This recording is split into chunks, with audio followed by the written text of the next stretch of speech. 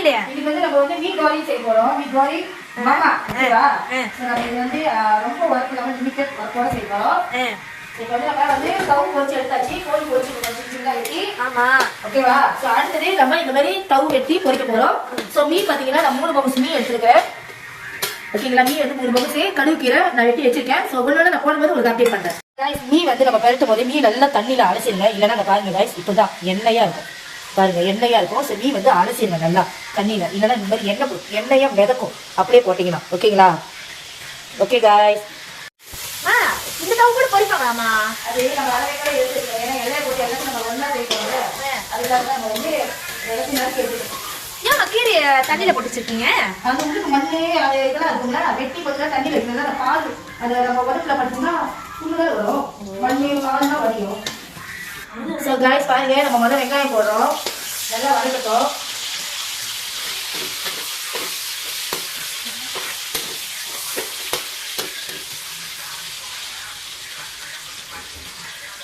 எண்ணெய் நிறைய இருக்குல்ல கவலைப்படாதீங்க. ஏன்னா நம்ம மீன் பண்ணுறோம். ஸோ எண்ணெய் நம்ம வந்து சுடிக்கிறோம்.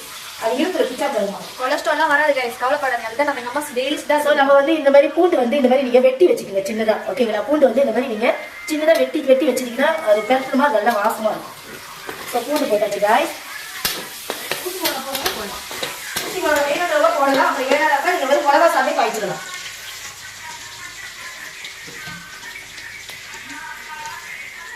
ஸோ இப்போ நம்ம தனியா பொரிச்சு எடுத்த தவுங்களை போட போறோம். ஓகேங்களா? முட்டை போடுவாங்கல்ல?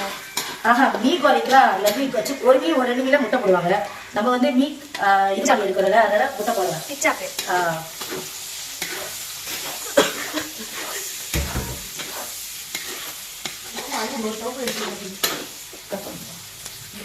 ஸோ காய்ஸ் நான் வந்து கோழி வந்து இந்த மாதிரி சின்னதாக வெட்டியிருக்கேன். ஸோ இதையும் நம்ம வந்து சேர்த்துக்கலாம். ஓகேங்களா?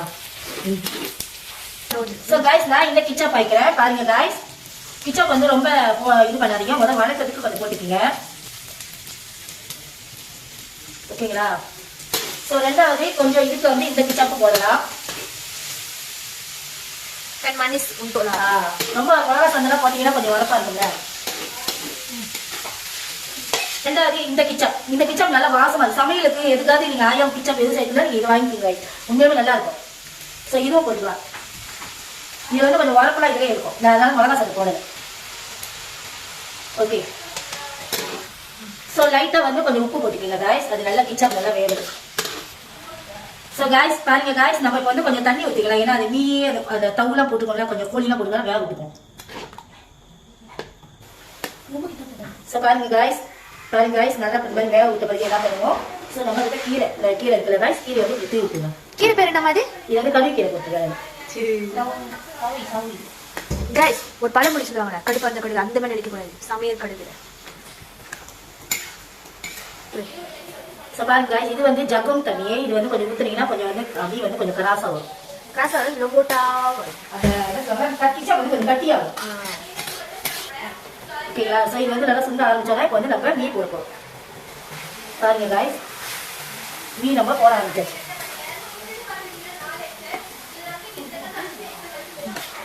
ஸோ பாருங்க காய்ஸ் மீ வந்து இப்படி குத்தி விட்டுருங்க. ஏன்னா நீட்டாக இருக்கும்ல.